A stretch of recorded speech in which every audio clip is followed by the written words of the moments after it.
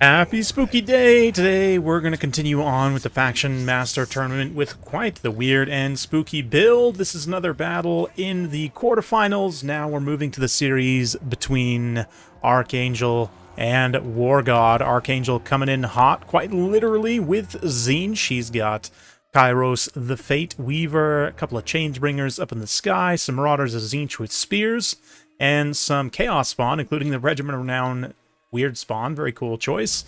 Sour Guts, as well as some blues. Opposing them, War God's Greenskins arrayed already, taking the hill position. He's got some Orc Boar Boys up front, some Goblin Wolf Rider Archers, including the Regiment of Renown there as well, some Spider Riders for extra protection, Orc Boar Boys, Rugled's Armored Orcs, along with a couple of Air Boys, Orc Shaman with Grom, the Paunch leading the way, and the Acid Burpa.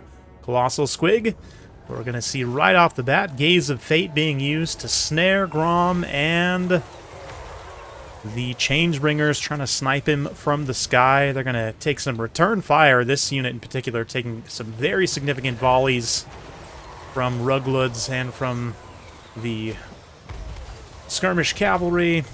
All the Daka of the Greenskins counter-firing the spooky weird boys up in the sky, and it's a little bit of a different theme this year for Hexenacht, or Halloween, if you will.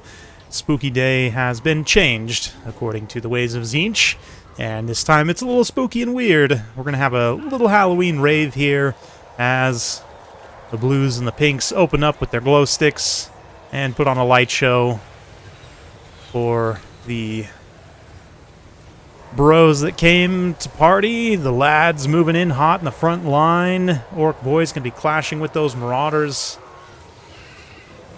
Looks like we're gonna see another Gaze of Fate being used here on what exactly, I'm not sure. Or oh no, that's actually the triple vortex. That's right, Tzeentch's Firestorm popping off there in the back line. Not really doing too much in terms of value, but the boys brutally mixing it up in the front line. The spawns should trade fairly well here. Yeah, for the most part, Orc boys kind of getting pummeled a little bit in these melee engagements, but the Orc Boar boys able to sweep up and around the flanks, start to collapse some of these blues and pinks. Let's see how things continue to play out here. Grom the Paunch running through the back line. Easily survived ignominious snipe attempt. He's going to charge on in with his axe. Actually does pretty good weapon damage with his attack animations. Probably one of the better Chariot Lords in the game still. But, ooh, a nice Vindictive Glare. Puts some hurt on those Changebringers that have a little bit of ammunition left. The other unit has been succinctly destroyed, and they're going to pop on Demonic Leadership.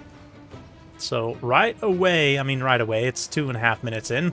Not exactly right away, but the Green Tide have put themselves in a very advantageous position. They've got archers up on the high ground, getting some extra damage, firing down. They've got the objective captured, obviously. Two of the biggest, most dangerous high-value units, those Changebringers, are offline. Of course, Kairos is still going to be a huge pain to deal with, but, oh yeah, look at that downhill charge on these Boar Boys. Just a cascading sea of blues as they go tumbling down the hill. Just massive charge damage.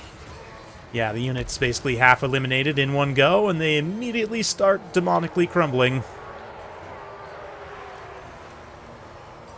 You can see the spawns are going to be focus fired here pretty efficiently. The Mangy Marauders, Wolf Riders, Rugled's Armored Orcs taking a brutal barrage of magic from Tzeentch. Wow, really like perfect contact almost on the entire unit. Yeah, that unit's basically destroyed.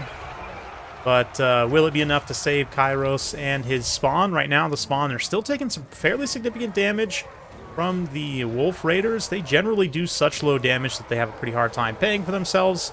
Regiment of Renown having that little bit of extra AP does help, but here actually is firing into the spawn. They have legitimately just paid for themselves, even the cheap low-tier ones, which is nice to see. Definitely a unit that's close to my heart, having used Wolf Raiders so much over the years from Warhammer 1, 2, and of course a little bit in 3. They're less effective now than they have been in the past, but when used as a sort of extra mobile support archer, as they have been here, extremely effective. Grom leading one final charge in, finishing off these surrounded spawns here. Yeah, beautiful stuff. Sheets of arrows landing on Kairos. You can see the Marauders mostly headed for the hills at this point. It's just the Unbreakable spawn, and of course Kairos, being a demonic leadership, is going to be very much not willing to rout, but does unleash another Tzeentch's Firestorm here. He's going to call down the army ability Bombardment, single target on the Acid Burpa, see if he can do some pretty good damage, which it does land for a pretty solid hit, but actually 4 single entities here if you include the 2 casters, which, you know, the Goblin's not worth a lot in melee, but the Orc Shaman at least has some decent time, and yeah, Archangel's going to throw in the towel there. Conceding game 1 against the Green Tide. And gotta say, War God's build, very well constructed overall. Grom is, in many ways, the tankiest Greenskins Lord in terms of just being able to weather a snipe attempt like that, especially with what Tzeentch can bring.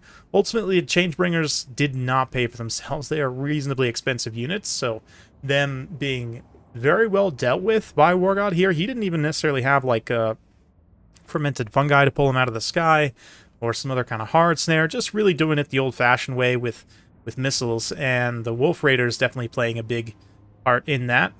Of course, Ruglud's Armored Orcs and the Orc Air Boys as well. Ruglud's in particular, they have that extra accuracy from being Regiment of Renown. They've got crossbows, which I think it's the same AP values as Orc bows anyway, but yeah, definitely that extra accuracy helps when shooting flying units. And they get 1,500 gold value with only 7,800 damage dealt, which is pretty impressive. Those Changebringers don't have a lot of HP, so that kind of tells you a little bit about where their value came from.